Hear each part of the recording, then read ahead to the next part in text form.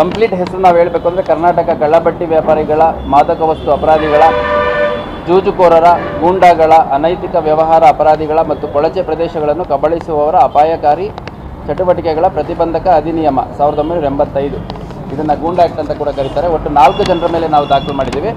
ಇದರಲ್ಲಿ ಹಳೆ ಹುಬ್ಬಳ್ಳಿ ಪೊಲೀಸ್ ಠಾಣಾ ಸರಹದ್ನಲ್ಲಿ ಸಾಗರ್ ಲಕ್ಕುಂಡಿ ಅನ್ನುವಂಥ ಒಬ್ಬ ವ್ಯಕ್ತಿ, ಇವನ ಮೇಲೆ 13 ಕೇಸಸ್ ಇದೆ.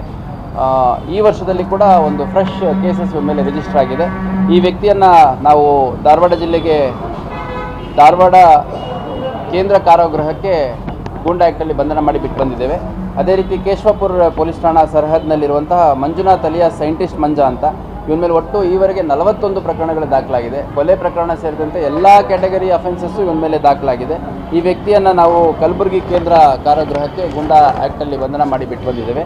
ಅದೇ ರೀತಿ ದಾವೂದ್ ನದಾಫ್ ಅನ್ನುವಂಥ ವ್ಯಕ್ತಿ, ಈತ ಶಹರಾ ಪೊಲೀಸ್ ಠಾಣೆ ಹುಬ್ಬಳ್ಳಿ, ಇಲ್ಲಿಂದ ನಾವು ಗೂಂಡಾ ಆ್ಯಕ್ಟ್ ಜಾರಿ ಮಾಡಿದ್ದೀವಿ. ಈ ವ್ಯಕ್ತಿಯನ್ನು ಜಾರಿ ಮಾಡಿ ಮೈಸೂರು ಕೇಂದ್ರ ಕಾರಾಗೃಹಕ್ಕೆ ಬಿಟ್ಟು ಬಂದಿದ್ದೀವಿ. ಈ ವ್ಯಕ್ತಿ ಮೇಲೆ ಕೂಡ ಸುಮಾರು 20ರಷ್ಟು ಪ್ರಕರಣಗಳು, ಕೊಲೆ ಪ್ರಕರಣ ಸೇರಿದಂತೆ ಇತ್ತೀಚಿನ ಕೊಲೆ ಪ್ರಯತ್ನದ ಪ್ರಕರಣಗಳು ಸೇರಿದಂತೆ ಒಟ್ಟು 20 ಪ್ರಕರಣಗಳು ಇವ್ರ ಮೇಲೆ ದಾಖಲಾಗಿದೆ.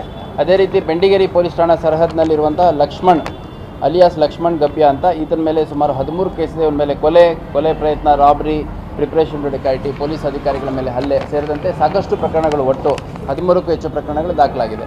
ಒಟ್ಟು 4 ಜನರ ಮೇಲೆ ಗೂಂಡಾ ಆ್ಯಕ್ಟನ್ನು ಮತ್ತು 31 ಜನರ ಮೇಲೆ ನಾವು ಪ್ರತ್ಯೇಕವಾಗಿ ಗಡೀಪಾರು ಪ್ರಕ್ರಿಯೆಯನ್ನು ಮಾಡಿರೋ